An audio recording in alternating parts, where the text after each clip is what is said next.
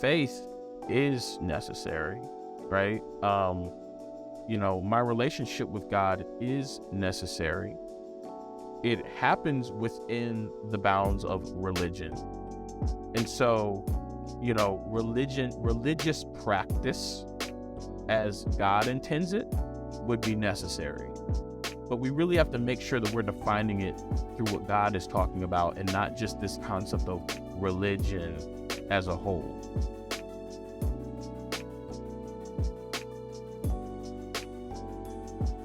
Hey everyone, welcome to episode 1 of This Podcast is Necessary.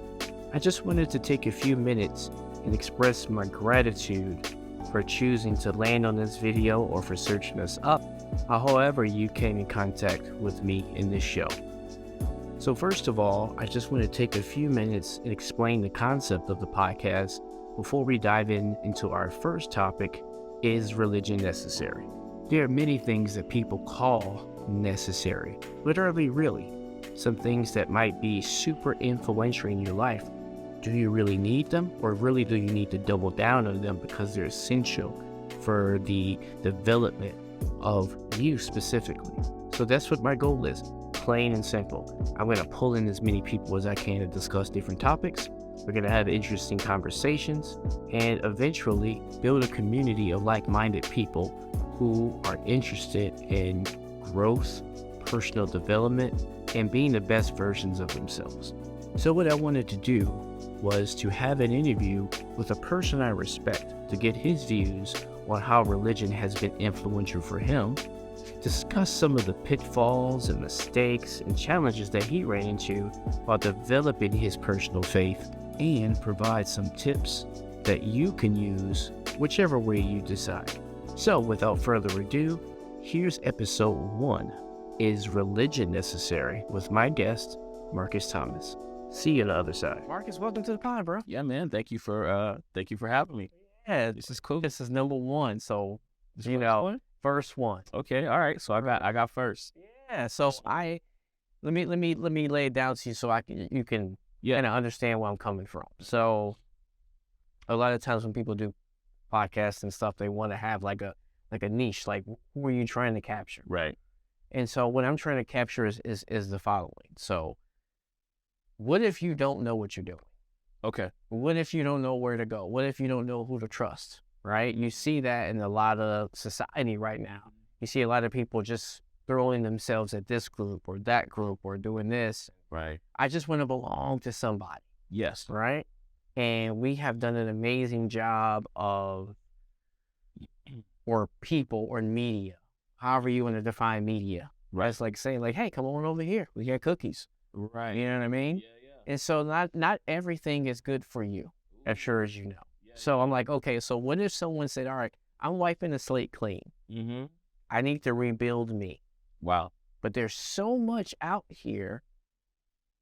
How do I separate, as they would say in our world, the wheat from the chaff? Yeah. Right? Yeah. So all I'm trying to do, I'm not trying to be an expert in any and all things. I'm just trying to be the medium to say like, okay, is X concept vital for your self-growth and self-development?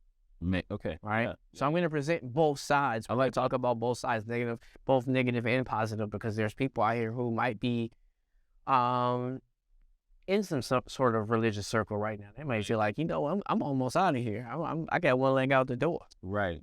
Because we see that. We see a lot of people changing religions. We see a lot of people leaving religion altogether because they think that, it's best for them to go out alone, which I have a lot of personal experience with. Well, but so we're just going to talk about that. Yeah. So in that context, we're going to put religion and specifically Christianity into that. And we're going to fill that spot today. That's cool. So let's talk a little bit about your religious journey. Yeah, definitely. So, what's interesting is I'm part of that group who grew up kind of with their religion, right? So have never not known church community. And it was just kind of one of those things that were just kind of woven into the fiber of everything I did.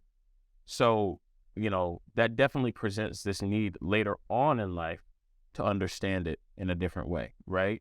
Growing up, I remember, going to church, going to my grandmother's church. It was great going to different types of churches. My parents eventually kind of found the church community that I would kind of be formed in. In South Carolina, became a Christian there. And it was a church that really believed in deep Bible study, right? So, it wasn't just the decision to become a Christian. It was, studying the Bible, understanding as best we could within that time and context, because I'm a 15-year-old, teenager, right? What it means to follow Jesus. Now, what's interesting is um, I always kind of had it in my mind that yes, like I need to please God, right? Because I believed in God. I need to follow Jesus because I believed in Jesus. And I would think very deeply about kind of what we were doing, but the truth is, it always just kind of made sense to try to do this. Now, what's interesting is later on, I become a Christian when I'm a teenager. It's later on that I really start thinking about just the role of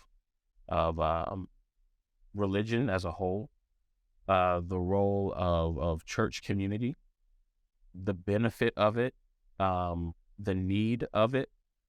At what age was this, would you say? This really, I think I really started in my college years, right? Um, you know, there was something about that space that said, you really, what I had never really investigated became more apparent and more important. Yeah. Right. I studied liberal arts. I studied theater. It's a very exploratory type of thing, right? You're looking at so many different people, and it's important to understand them.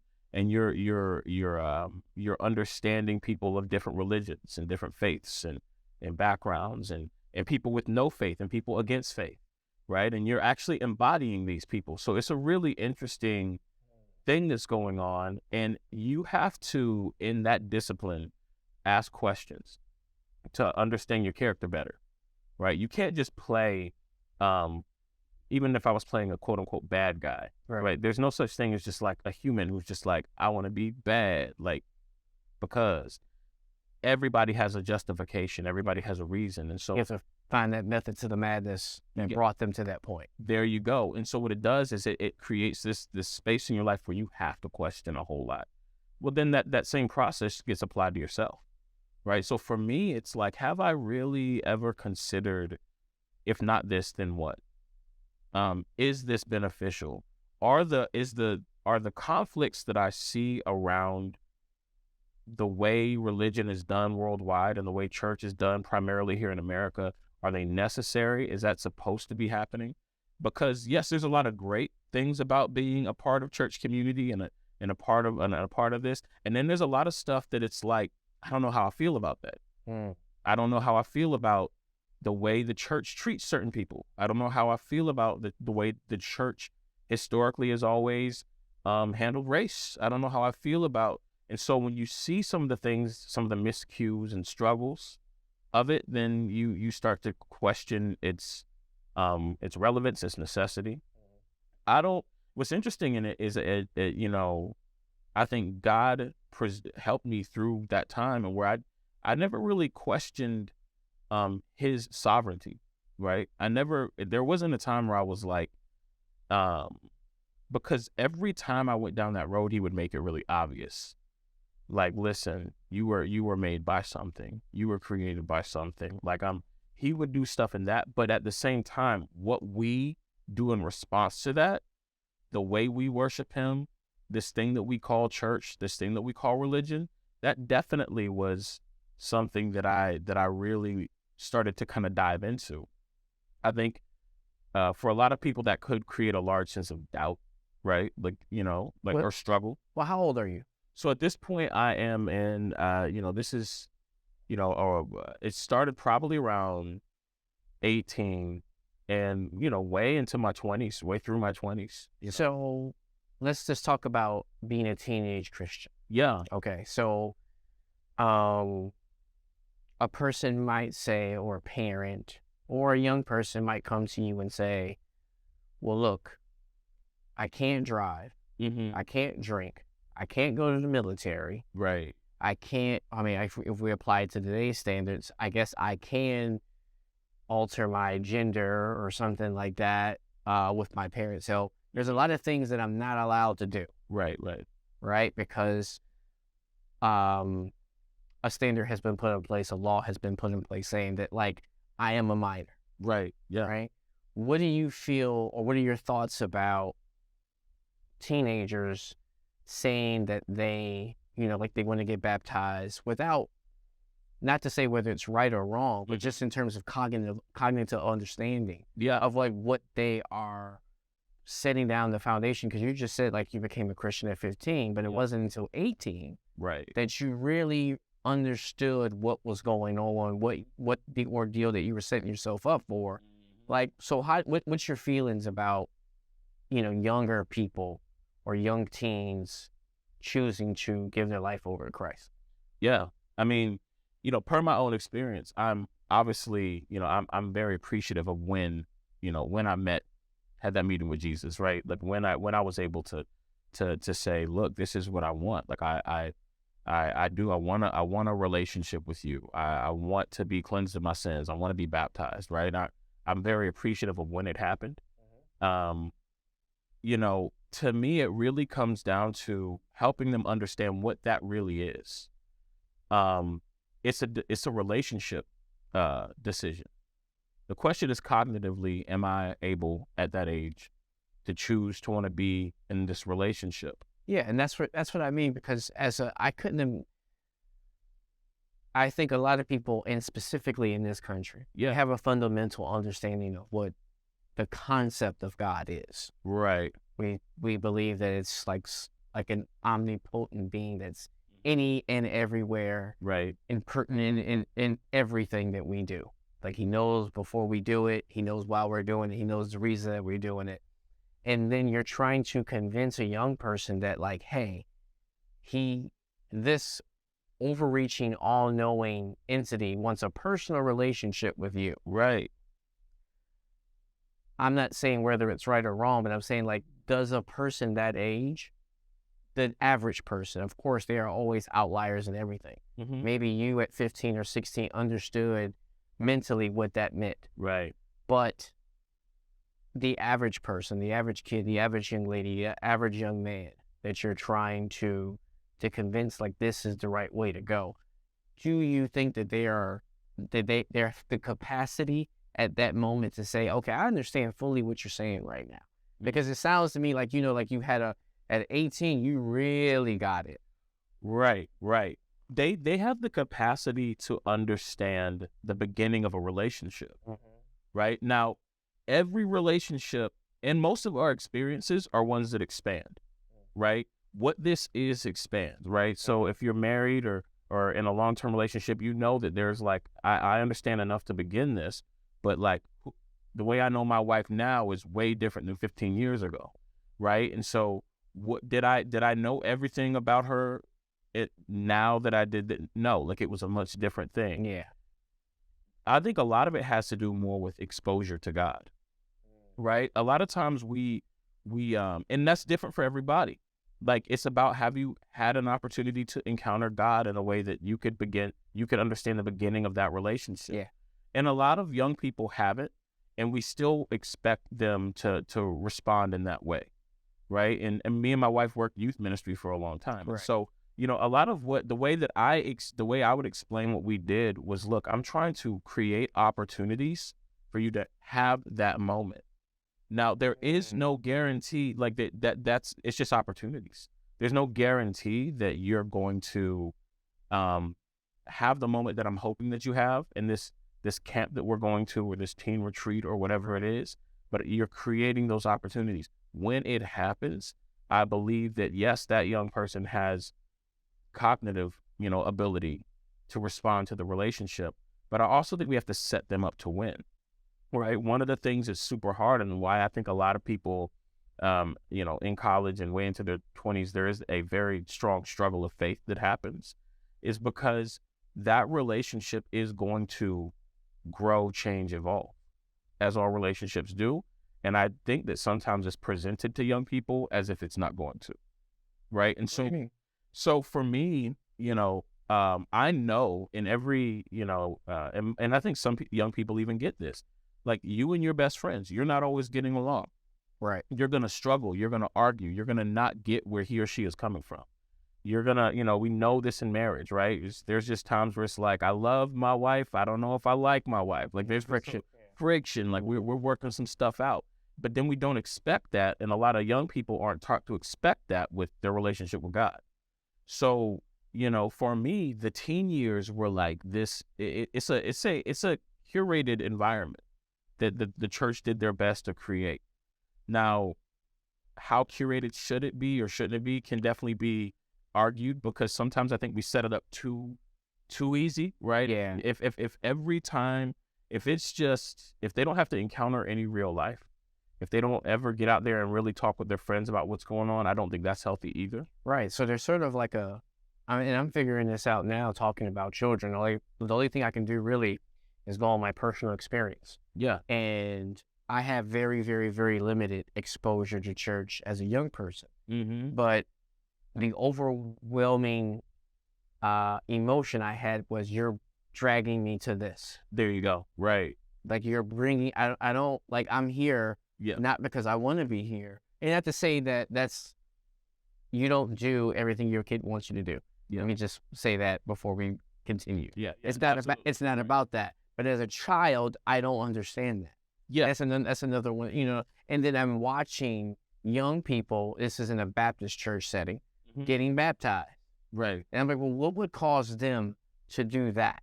Are they doing it just so they can make their parents happy? Do they get promised money? Like, what's like, do you get a gift after it? Right. Like, like we all eat after church. Do they get a special meal? Like, why has no one talked to me about that?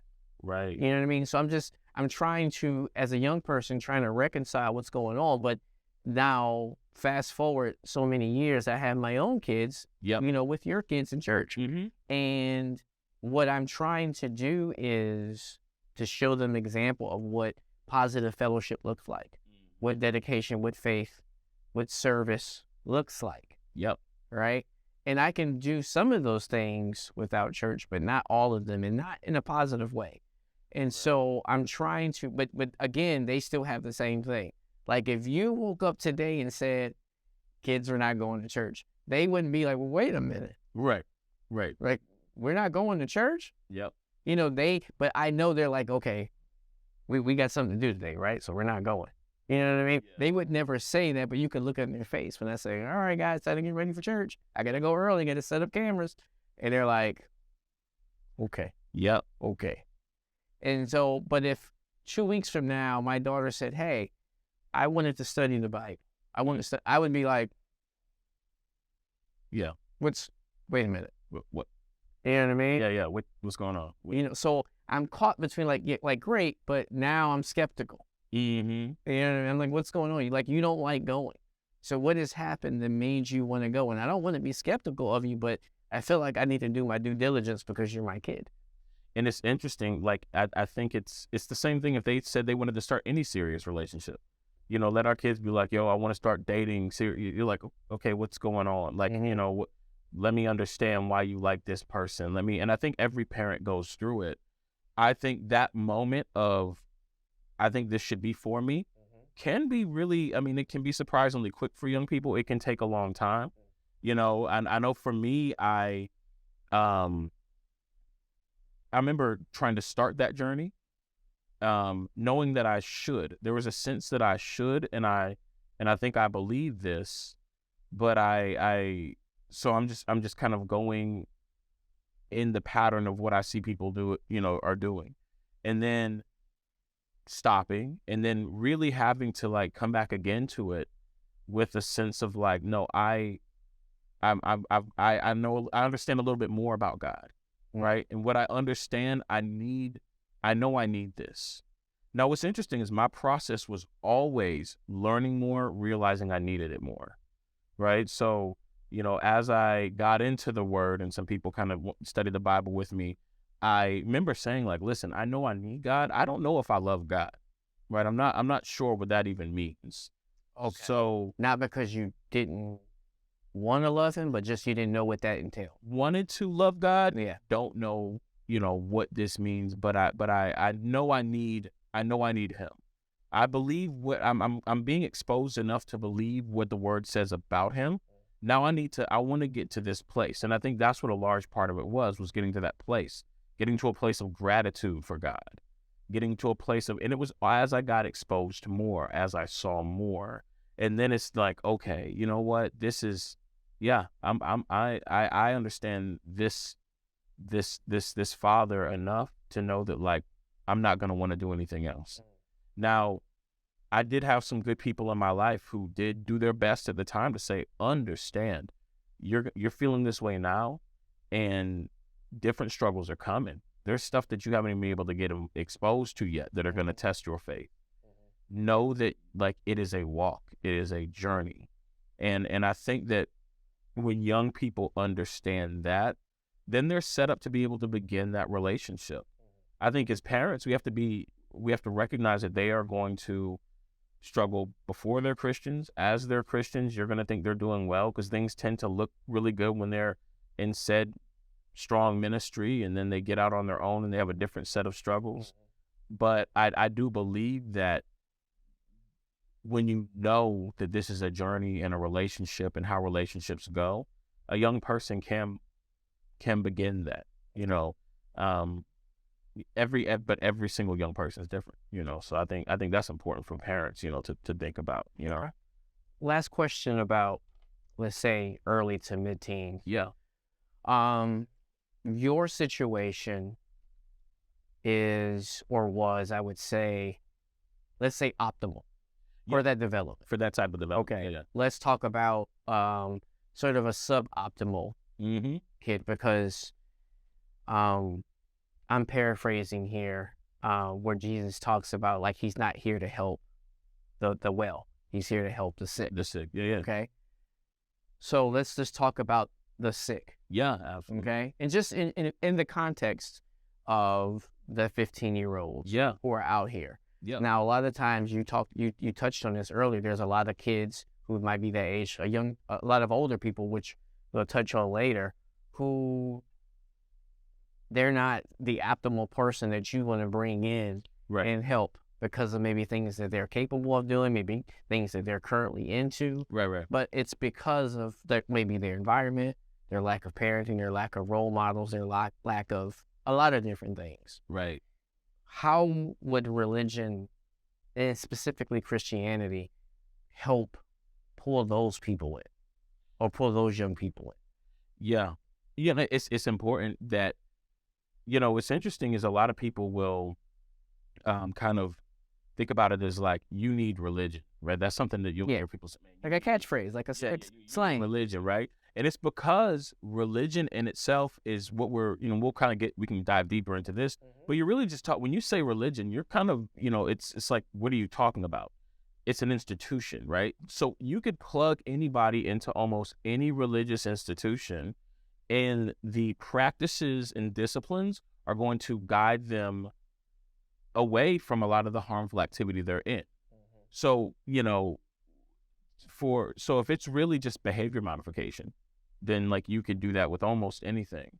Now, if you want to give somebody, expose them to faith, right? Yeah. Because religion is supposed to be it's this institution, it's this practice, but it's about the observance of faith, right? And that's hope, right? And that's, that if you're trying to expose them to that, then it is like, all right, my goal is to get you to a place of being able to meet Jesus, right?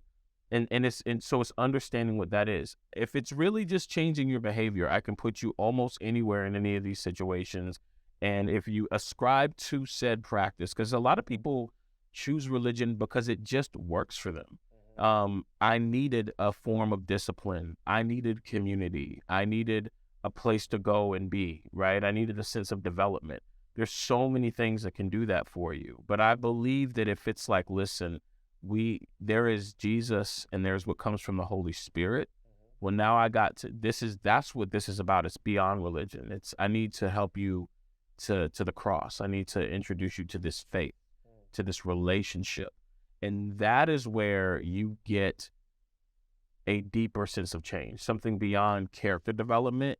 You get transformation, right? You get repentance, that metanoia, that actual, like, I was going in this direction, consumed by this, addicted to this, stuck in this. This is who I was, and I've been transformed into something else, right? Then that's something beyond just what religion can do, but it does happen within the scope of religious practice. Okay. Right. So yeah.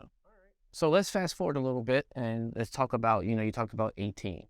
Now, I would say 17, 18, 19, depending upon where you are. Either you're going to college, you're starting work, maybe a trade, maybe you are joining the military. Right. Now is the time for a lot of people where now everything that you've built up to, now here comes the first test. Yes. Because here comes the clash of wills. There you go. Like, you're representing what you've been through. Yep. But other people are coming into your life as well. Boom. Like, if you're in the military now, your group, your cohort that's starting not drill instructor school, but like basic training together. It's people from Arkansas, it's people from California, it's people from Florida, it's people from Michigan. Some of them have been in religion, some have not. And different, either really scares you or you're really attracted to it. Right. You know what I mean? Yeah. So it becomes a battle of wills. So 2 parts. How did you deal with that? Because you went to college. Yeah. And then 2, a lot of people are easily swayed. Yeah. Even though years and years of instruction, great parents, but then at a drop of a hat, college, right? Yeah. Drinking heavily. Yeah. Yep. Everything to sex. Yeah. All types of stuff, like parties, clubs. Yeah. All this stuff. How do you, how was it so easily just thrown away? When you say thrown away, as far as like all of that, like no. What I mean is, how is it you're just like, well, I was doing this for, let's just say 3 years, right? Solid, gave my life over to Christ, and then I hit the college, and then boom, it's gone. Like I met Michael and them, and then Michael and them, Michael and them like to have fun. Yep. And we hung out. I ain't never hung out before. Right. And Michael and them got all the girls. Or what I mean? Like Dad told me to study, and I've been studying. I got all A's. Nah, it ain't that big of a deal. Yeah. How does a person combat? Yeah. You know what I mean? And we'll touch on campus ministries and stuff like that. Right. But just in your personal experience, how did you deal with the battle of wills that came in from different personalities and different people that you met? Definite. And I think that's just that is just part of the course. Mm-hmm. Like you will be it just stepping out into the work world, in the college, military, all these things that happen after that phase. Mm-hmm. Like you said, exposure from all these different things, and you are now able to take part in things that you only saw on TV. Like, you couldn't even get in the club yet. You couldn't even, you know what I'm saying? So now it's like, so it's one thing to say like, I want no part of that, like at 15, but it's like, you really never even, like, a lot of people who make that decision, there might have been stuff you got into, but there's a lot that you couldn't even, like, at the level that you can when you're out on your own. That's not like across the board. A lot of people get into plenty by the, because there's basically like 2 schools of thought. Yeah. There's one school that says, okay, don't ever get into that stuff, because once you get into it, we can never pull you out. Right? Before it's too late. Something traumatic's going to happen. You might become addicted to drugs and alcohol. You might have a kid out of wedlock. You might hurt yourself somehow. You might have developmental mental health issues. You might, right? And then there's the other group that says, you know what? The only way you're going to have real faith is if you go out there, you botch it, you see how important God is, and now you really love God. Yep. It's interesting, and then there's kind of what I feel like is a lot of people's road somewhere in between that. You know, no matter what though, the struggle will occur. The truth is this, you know, let's say you did everything you were quote unquote supposed to do within the context of how you came up in church, right? You served on all the things, you were in the youth ministry, you went to the camps, you even went to the campus ministry, all that whatnot. Like, the truth is, you are still going to be confronted by it. There's no sidestepping life.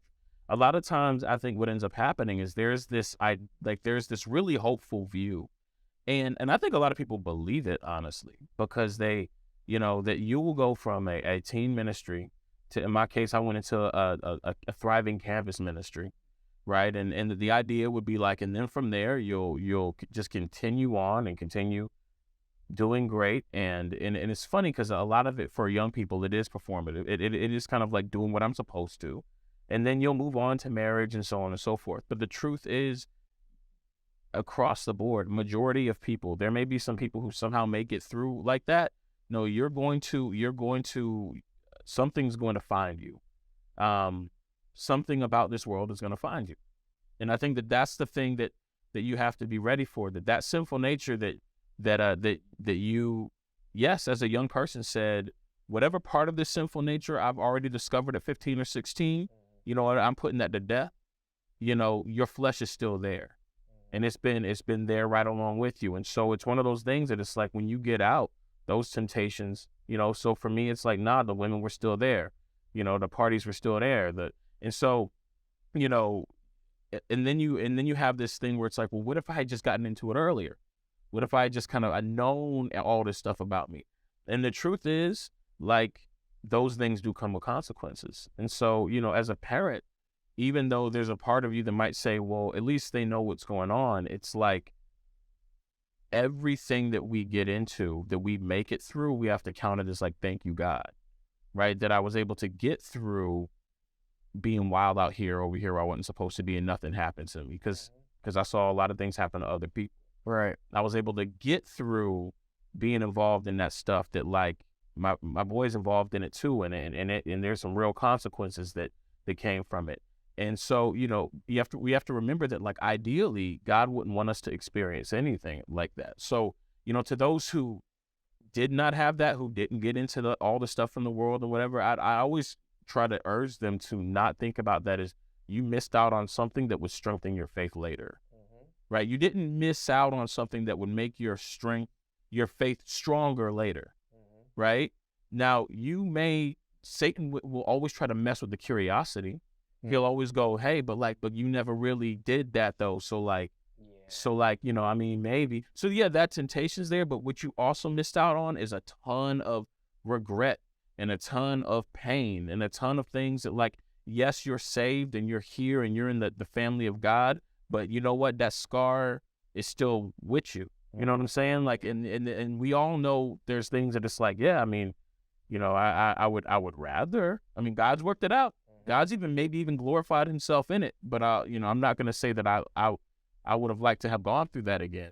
Yeah. It's interesting that you bring that up, because at a recent family group I was having a discussion with another member that you know, and those feelings of, I won't say regret, because you have the opportunity to do something or different, but I think he was more concerned, like, well, I didn't go down this road, so I'm kind of curious, right? Right, and he's like very young. Yep.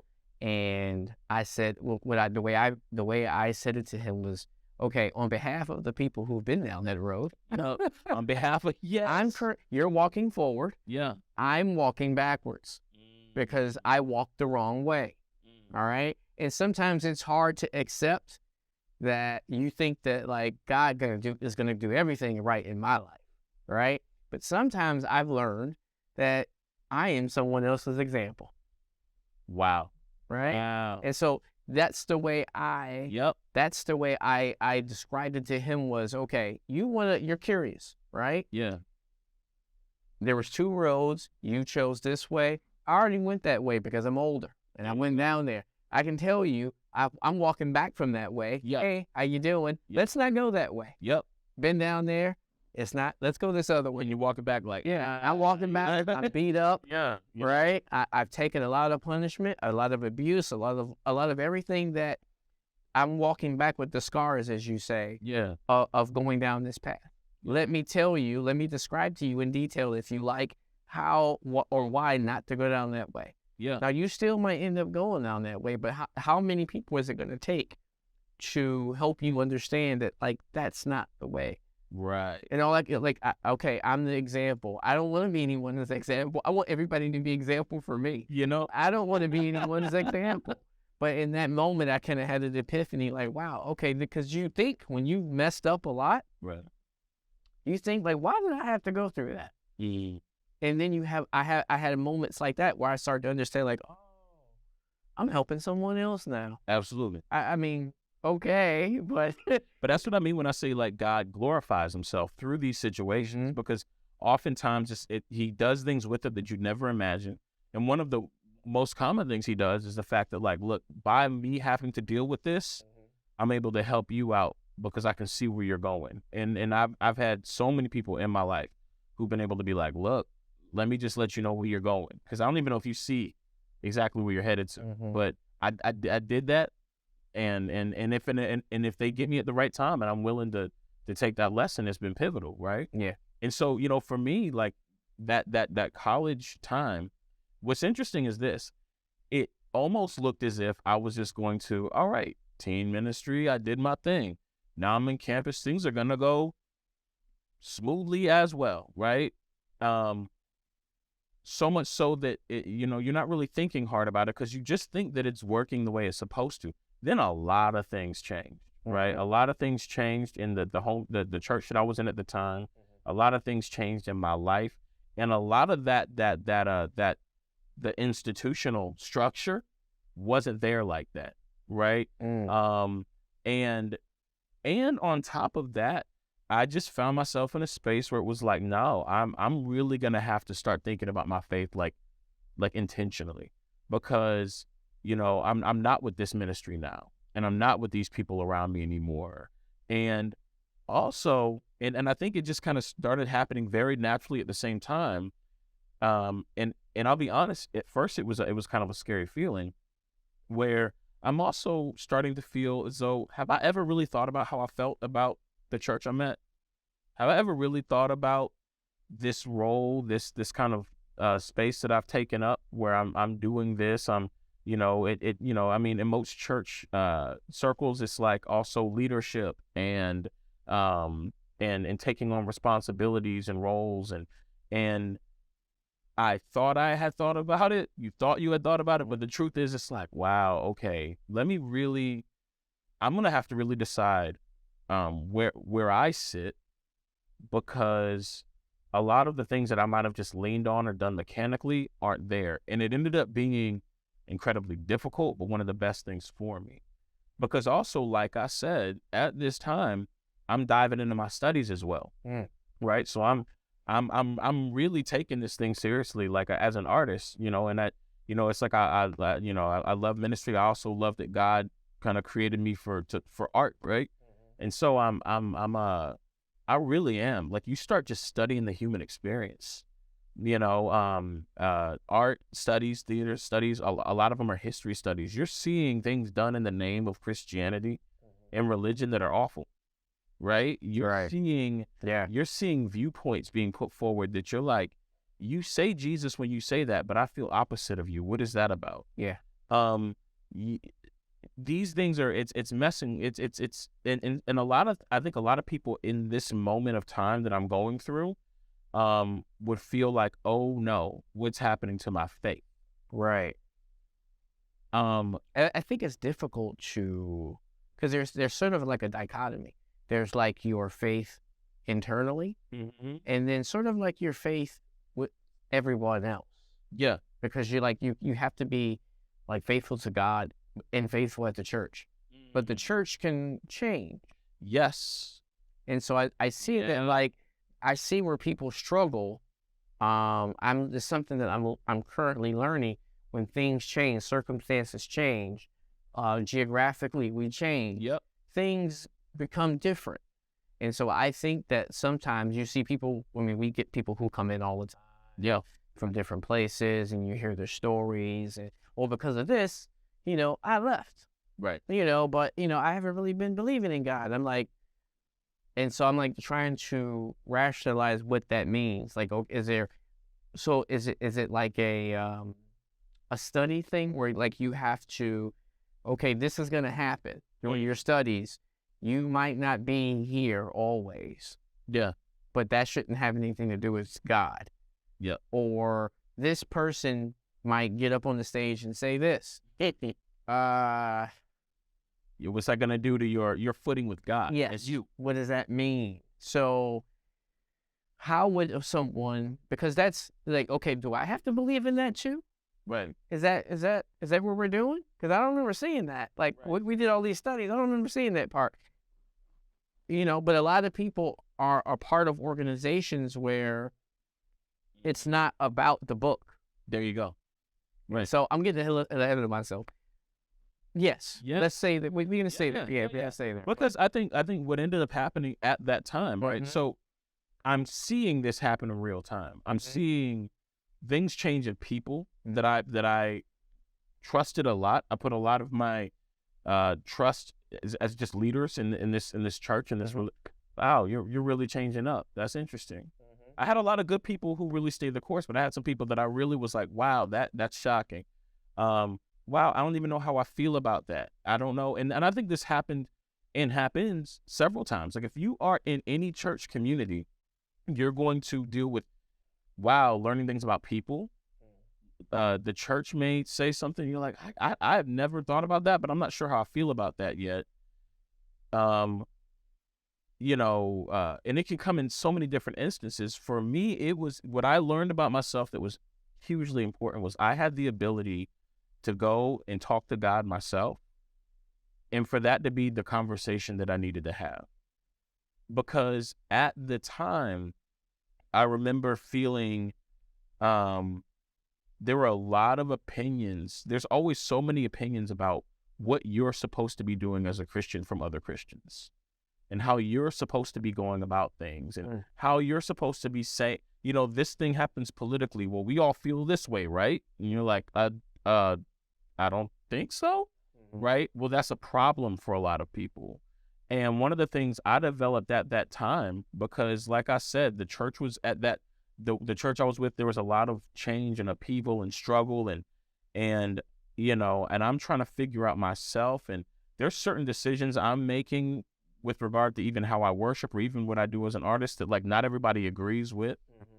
And I had to get to the point where it was like, is this a class that I can fail, or is this a relationship that I have with God that is evolving and growing? And I remember one night going out on my own and just walking around the city, right? Like I was just walking and I was praying, but I was like, it was a conversation. It was like, God, I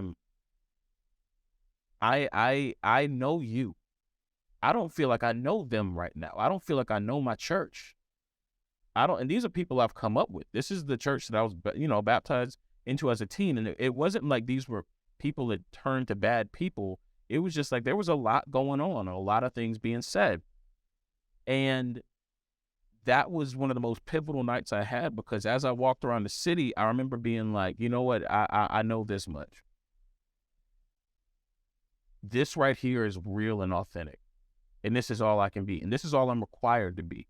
And I've had to go back to that walk so many times as a Christian. I have to keep going back, right? Because it's about relationship, not the church structure, and not even necessarily what I think of when I say the religion itself. When the church seems to be wilding, when the religion, when people point at Christianity and says it's doing this, it's doing that, you may be pointing at the people. I know my God, right? I get time with him, right? And I think this is an important gear that every believer has to have, is to be able to go to that place that says, listen, I formed a relationship with you, God, not, church or not something else. And so therefore, what that means is, this is going to be my secure place. Okay. And I needed that then because the questions of religion and the church corporately and as a structure were everywhere. And I didn't know how I felt about most of that. Yeah. So let's talk about that. Yeah. I had another area I wanted to go into, but since we're here, let's talk about it. So, assuming if you're in it, you're in it. But again, like I want to talk about, I want to come at things from both directions. So if you're not in it and you're thinking about it, Yeah. Yes. and a local community church reaches out to you, Mm-hmm. right? And then, it's 2023.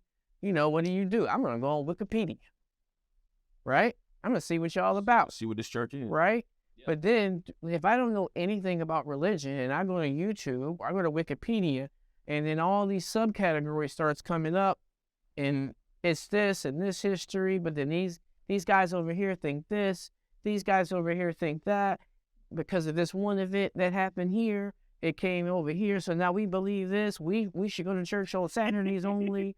We believe that, like, we don't even need to read the Bible. We just need to go here. This other group of people might think, okay, we need to pray 3 times a week. These people over here. So it's just your personal opinion. I understand. It's not the corporate doctrine. But as a person who's just walking into religion for the first time, how am I supposed to believe and reconcile that your way is the way?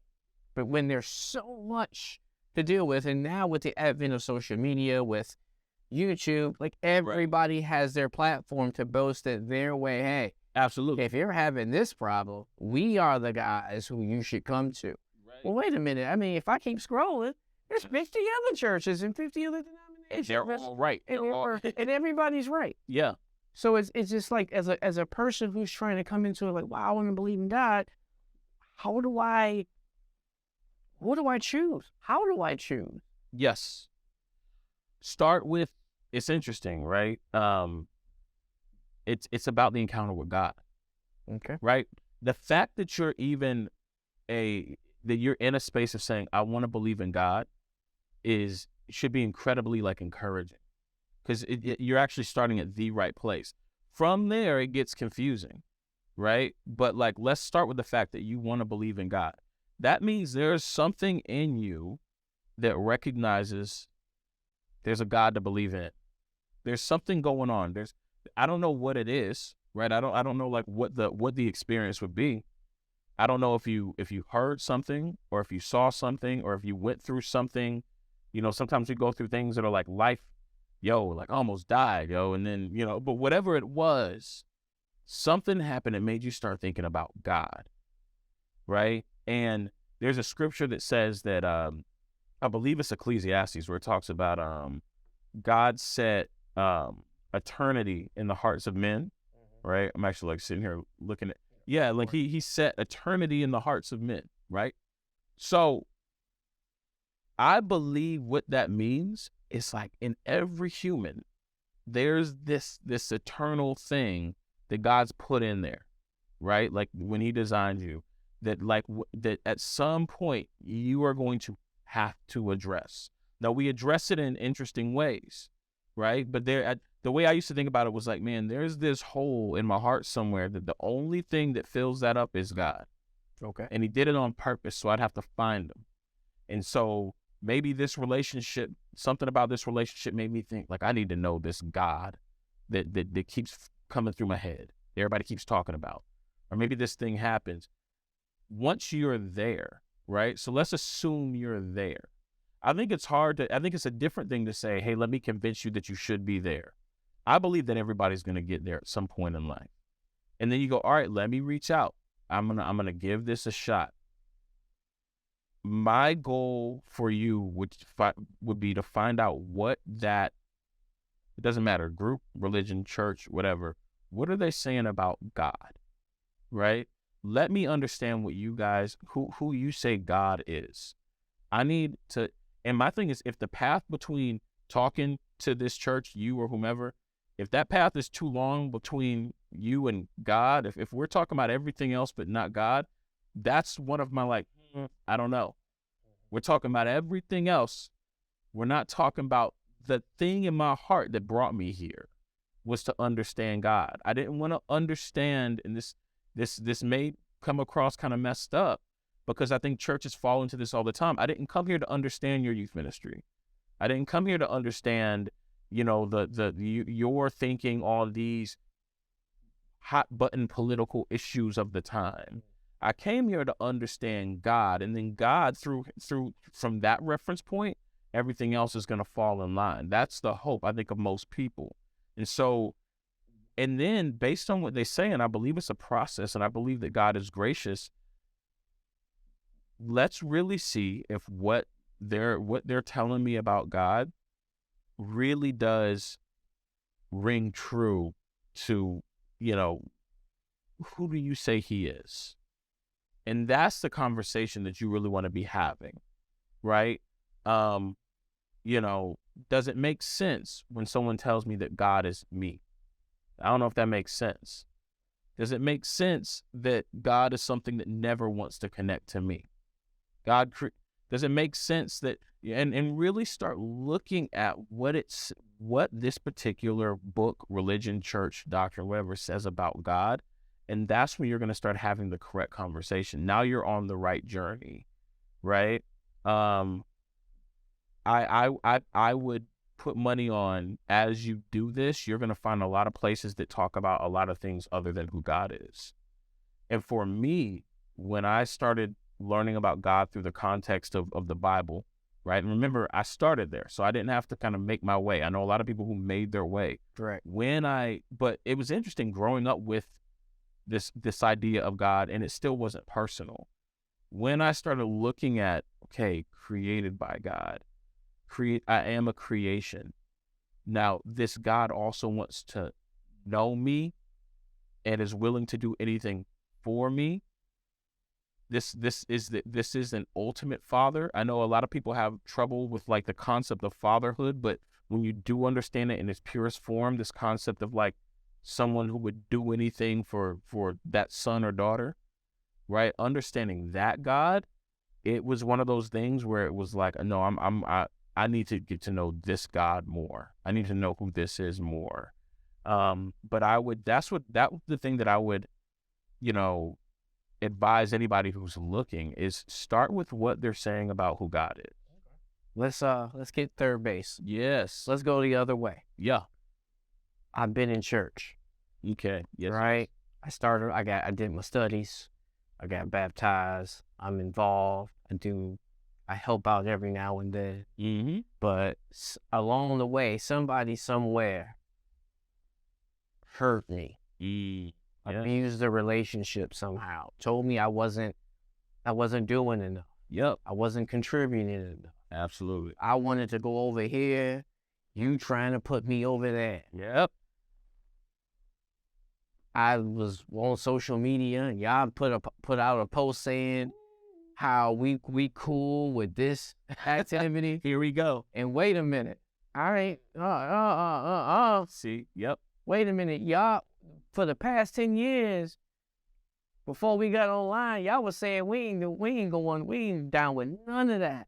Now that social media is here, now we trying to blow up on IG. Y'all cool with everything. Y'all cool. You changed up. Yeah, you switched up, as they say, right? Yeah. You switched up. You flipped the script, as they say. Yes. I might have to step out. Right. Yeah. Now, when I meet you, I'm like, hey, you know what?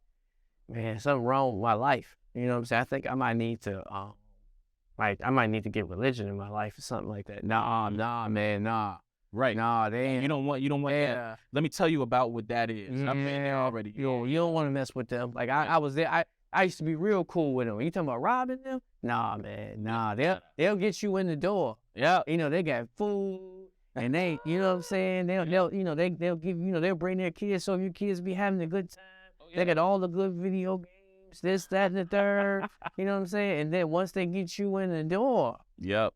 Nah, they gonna start trying to control you. The okie doke. Nah, yeah, they trying to rope a dope you. Yeah. Come on yeah, we got cookies. Yep. You know what I'm saying? We got cookies. Yeah. I'm saying, come on in. Picture the church sign. It's like, come on in. We got cookies. That's right. So church hurt. Yes, A bro. lot of people, like, you've seen it. I've seen, Right. like, where's my man at? Oh, he stepped away. Yep. What happened? Oh, Yeah. like how does it, because people could come in scared. Yes. A lot of things that involve religion are being exposed. Even things that happened 50, 60, 70 years ago. Yeah. Things are being exposed because of social media. Yeah. Even if it didn't have anything to do with the U.S., over in Europe, Brazil, this, that, churches are getting exposed. People are, I mean, back in the day, it was just like how you knew everything wasn't on the up was, okay, what's the pastor drive? Yeah. Right? It was like a local church scandal. Yeah. Right. So you knew what was going. You knew when something was popping at the local church, but now it's like church. Well, and the things that are going on, like it's like anything else nowadays. Like, I mean, be it church, an athlete, the government. Like if it happens, like it's out there, and people are seeing this stuff. Right, but when Tiger Woods gets caught cheating on his wife, or when Tiger Woods says to his girlfriend, "Hey, let's go on a trip. Meet me at the airport." Yeah, right. That was. And then while she's gone, he changes all the locks because he's worried about her trying to finesse it out of his money. Right. That was wild. That's one thing. That's like, I wouldn't have done it that way, but I understand. I'm moving on with my life. Right. When the foundation of how I live the rest of my life steps out of bounds, either with me or society likewise or something like that, that's a little bit harder for me to deal with. Absolutely. Because now I have to go back and question everything that led up to it. Yes. Well, y'all just telling me this so I could tithe more? There you go. You know what I mean? So how would a person deal with that sort of, because it's going to happen. Yeah. Oh, yeah. You're gonna, you're walking in lockstep, and then for some reason, it might just be one little thing, and, you can probably explain it away. But what if it's more than that? Like, I guess it's two things. Like, I guess, how do you pull people back in? And how would you deal with it if you're just, like, going along and then, boom, the church does something that you don't agree with? Bro, I think, so, this is not uncommon at all. It is one of the most common stories in church, unfortunately. And I think it weighs so heavy, not just because of the fact that it's like, bro, this is how I was planning on living my life, but it's also, I have given a large amount of my time and life to this construct, to this organization, to this church, to this religion. And now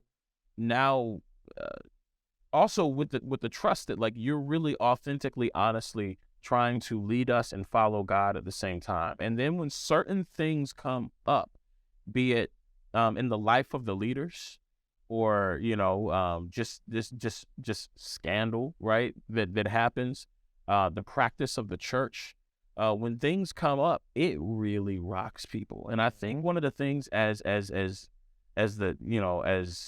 church we have to recognize is the level to which it rocks people.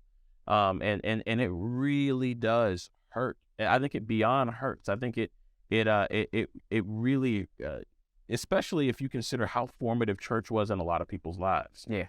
Right. So, if I have a lot of friends. I grew up in the church. Right. So I have a lot of friends who grew up in the church.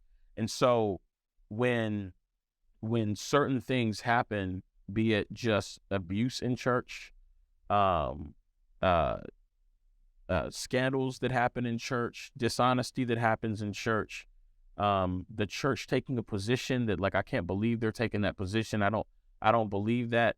It doesn't just hurt like, oh, I need to find somewhere else. It hurts like I've built a part of who I am. It's interwoven into your soul. Into your soul, into your understanding of so many things. This right here, sorry about that. This right here is pivotal, because it will happen. Guaranteed. For me, it was happening, and it's happened several times. Right? It's happened several times where it's like, wow, I can't believe this person I trusted really went that route as a leader in this church. I can't believe the church did this. I can't believe this is really what they think on this. Wow, I don't even know if I belong here, right? And I do believe that there are situations where it's like, look, that is unhealthy. I'm not raising my kids in that. You know what I'm saying? Like, there are situations where it's like, look, that's just actually this is not a healthy space. However, here's the thing that has to be, that I think is so integral for every believer in God, is with the knowledge that that's going to happen, you have to be able to come back to that point I was talking about on the walk that I went on. Yeah. Right? Because given that that is a guarantee, right, that you are going to deal with some degree of just, wow, it hurts me the way that people in the church, or the way that the church went about this situation. Do I have a part of my walk that is not contingent upon how the church is acting? Do I have a part of my walk that is not linked to these people that I love a lot, right? Do I have somewhere that I go that's just alone and it's just me and God? And if I have that, I'm going to have to go there now. I'm going to have to go there because what I'm seeing is really rough, but I don't want to lose God in it. I think you stay. I think it depends on, honestly, I think it's situational. It depends on what it is. You stay with God. If you have that place, then you stay with God because you have that place. That's what I learned that night. Like, I wasn't sure if I wanted to stick with everything that was going on, but I'm walking around the city with God. You know what I'm saying? Like, But there's God, and then there's the people. And I think that that's one of those things that has to be defined for you as a Christian. I think the problem is you know how you talked about, like, come to church, we have cookies. Come to church, check out this kids class, and, like, you know, and the coffee, we got a coffee thing at church, and check out these songs, and, like, everybody's happy. In that, sometimes people just kind of are like, yo, God and these people in church is wonderful. I love it all. In your formation, there has to be a point where it's like, look, that's wonderful. I'm glad they got coffee. I'm glad the kid classes are great. But, like, we need to make sure that you're able to make this about you and God, because the coffee bar could be gone next week. You know what I'm saying? Like, your kids may decide, I don't like these classes. If you're going to, if your faith is going to remain, that's going to have to be something that you've done. Now, do you stay? My conviction is I stay with God. My heart and hope is that I can stay with whatever church I'm with. I want to, but I can't always. Nobody can always, because we are full of, we're made of people. Yeah. Right. And there are certain situations where, listen, I'm sorry, I can't be here. You've decided as a group, as a leadership, something that I'm pretty between me and God, that I'm not going to raise my children to do that. I don't think that's right. Right. And so I don't know if I should, if I should be here. There's harmful stuff going on here. Like, the fact that there's people here, there's abuse that happens in church, like actual, like, abuse, physical, mental, emotional, sexual abuse, right? If that's a norm in a culture, I don't think that's where I'm going to have my 6-year-old. Yeah. You see what I'm saying? You know, if there is, there's a lot of reasons that I think people need to seek out other faith communities. My thing is, when you're walking between them, are you walking with God? And are you going with, like, look, I found God here, but I need to, I might need to be over here worshiping him this place. Do you walk with God? And then when you get there, go, okay, now, is this a place that can worship God as I know he needs to be worshiped?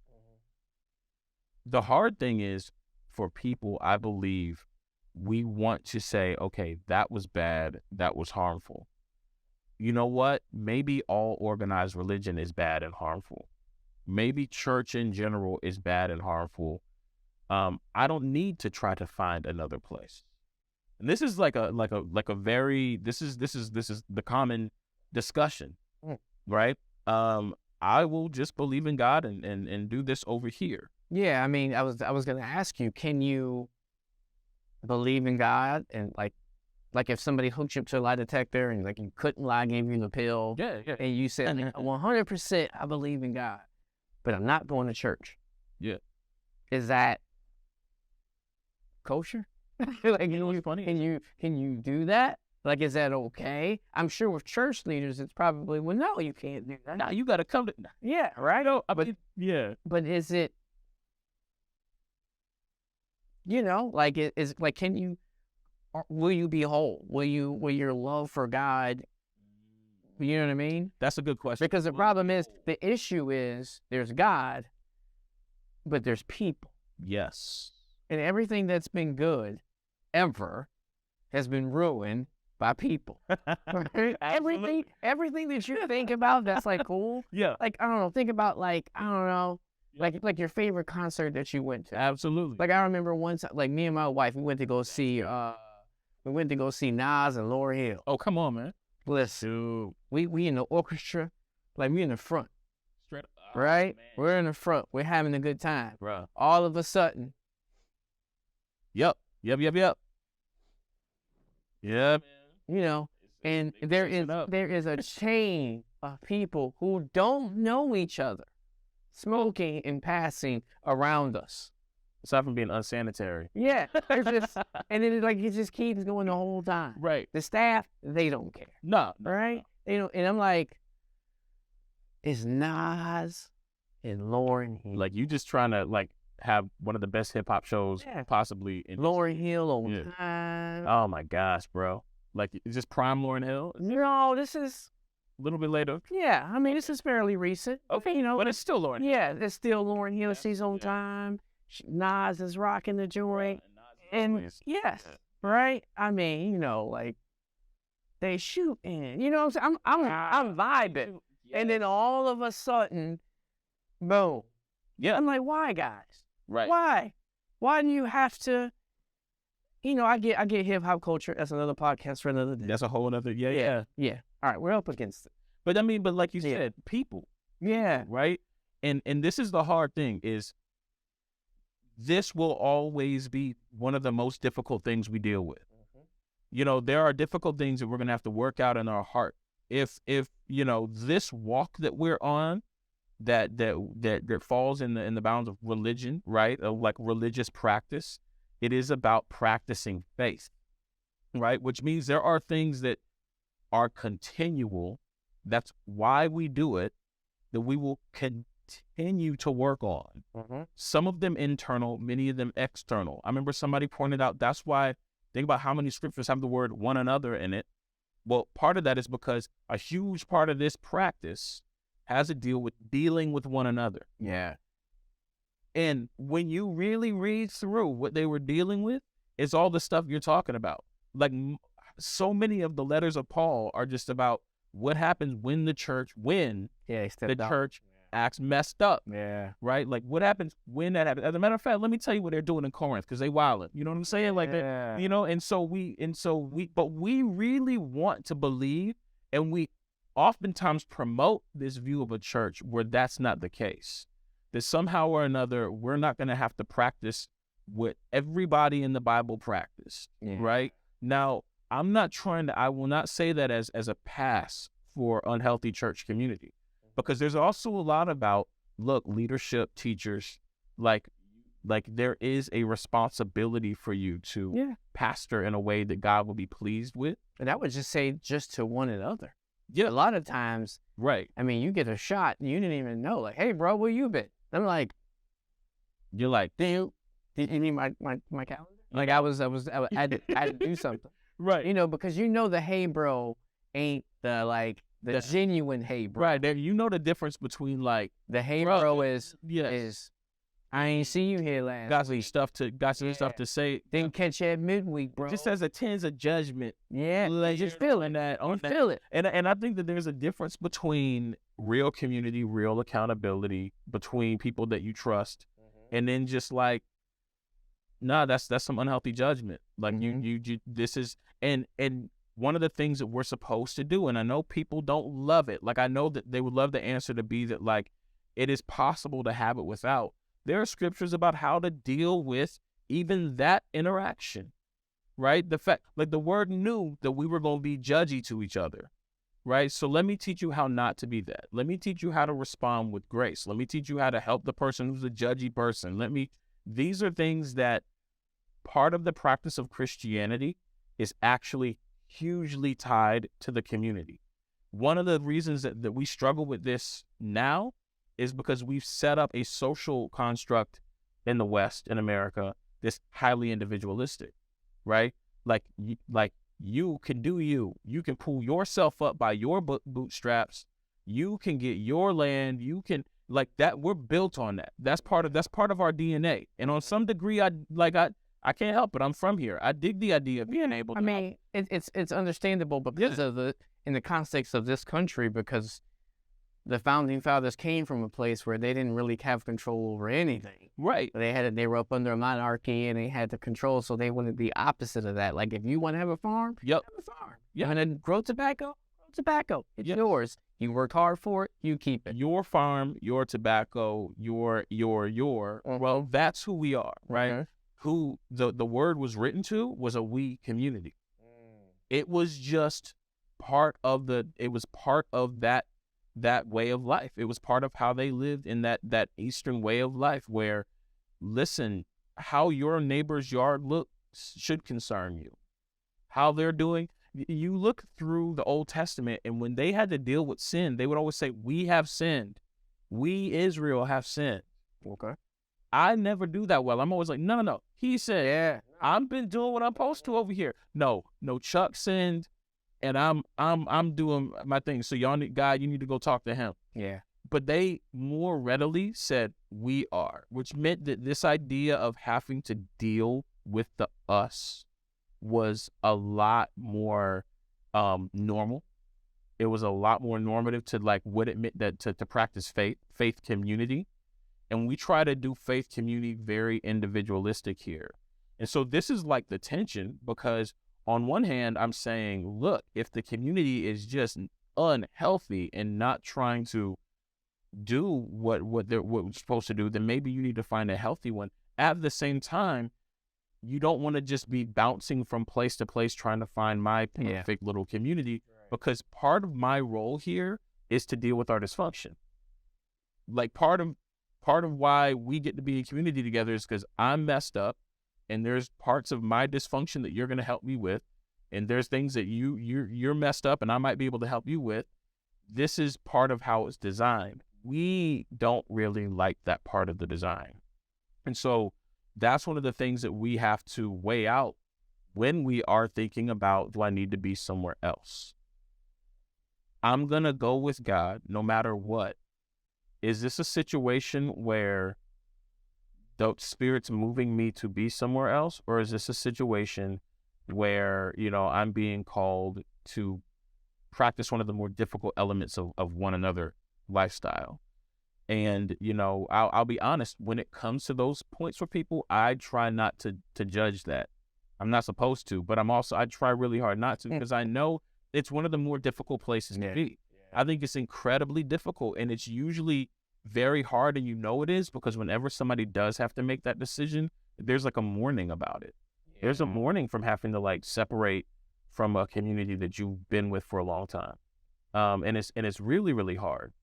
And so, if that decision has to be made, then they have to, that's them following the Spirit, on their terms, on what they've been called to do. And so, I do think that's one of the more difficult things. The one thing that I could say universally, though, is either way, I'm either staying and walking with God, or I'm walking with God somewhere else and walking with God there, because faith is necessary, right? My relationship with God is necessary.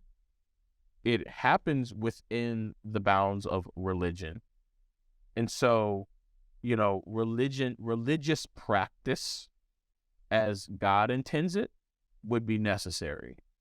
But we really have to make sure that we're defining it through what God is talking about, and not just this concept of religion as a whole. Because I think that's the thing that, I think those are actually two different things, So that's a bar battle weapon. Huh? I said that was a bar, by the way. Oh, word. That was a bar. Just, Yes, sir. you know, Yes, sir. you know, you just made your own kind of intro right there. And you just made your own intro. Yes. You know, It's over for the intro bar. yeah, that was intro bar right there. You just blew up right there. So, Oh, yeah. all right, that was, you know, we could go on forever. I know I got some. I wanna keep you held up here. So, but let's real quick just give people just a couple things to walk away with if they're on the fence Yes. about whether they should step out on faith per se, or maybe rethink some things, maybe get some other things in order before they, or if it's not for them, you know, why maybe it might not be for them. I know you think that it's good for everybody. Yeah. You mentioned that, but just some things to think about as they make their decision. Absolutely. I believe that the fact that you're wrestling, period, the fact that this is something that you're even wrestling with means that you are working it out. You're trying to work it out with God, right? And that is the most important element to this whole thing, is to continue to work it out with God, right? To understand that maybe my understanding of you, God, needs to deepen or broaden. Maybe I'm seeing you through the lens of something that I'm seeing you through the lens of people in an organization or a church or what have you, and I need to adjust that. Those things are things that can, yes, that's part of the journey. That's part of what you're working out. But to continue to do all this necessary to come to that place of being closer and closer to that God that you know you need. Even if it's just, listen, I don't know church. I barely know religion. I just know that I feel drawn to understand God. Then that to me is the essential piece of this entire thing. Because the deeper you get into church, the deeper that you get into religion, unfortunately, there's a lot more distraction. Because now there's more people and there's more construct around it. And the church gets bigger and all of this stuff. There has to be a part of you where essential to your walk and your faith is, am I walking with God? Do I have that space in my life where walking with him alone is something that I can go back to? So to me, that's the most important thing to be aiming for, whether you're in church or whether you're determining if church and religion is even something for you. So. Well, it's been real, bro. Dude, I appreciate you being open, honest, being even keeled. I know you're slightly skewed towards God. That's not a bad thing. That's what It's not a bad thing. But just being open about the pitfalls, the challenges, where you came from, how you made it to today, and all the adversity you had to deal with, and that was sort of my goal with the pod, to be able to show people that yes, I understand where you're coming from because I was there too. Where. And I think a lot of times when people are just saying, come on, we got cookies, like you forget that like people have real challenges that they can't just come in. Right. They can't just be like, all right, well, come in and sit down. That's not really what you want, because as easy as they can come in, they could leave. Absolutely. And so I just thank you for your honesty, your integrity, your willingness to come on the pod and chop it up, bro. I appreciate it, man. Dude, thank you, bro. That's the end of the podcast. I really appreciate everybody who listened or watched to the end. It was quite amazing interviewing my guest, Marcus Thomas. Big shout to him. So we're going to keep going down this road. We're not necessarily going to keep going down religion, but we're going to touch on a lot of different things. The Second Amendment, hip-hop music, all these things that you might think is necessary, we're just going to analyze them. It's not for me to decide for you whether they're necessary. I'm just providing a medium, and hopefully you can decide for yourself if you need those things. If you'd like to support the podcast, just do me a favor. Like and subscribe. Turn on the bell notifications to let you know when we drop a new video here. If you're listening to this on Spotify, Apple Music, or however you get your podcast, do me a favor and subscribe. I'm going to drop every week with a new topic, and I hope that you find it interesting. Until then, I'm Anton Keith. See you later on Is This Podcast Necessary? Peace.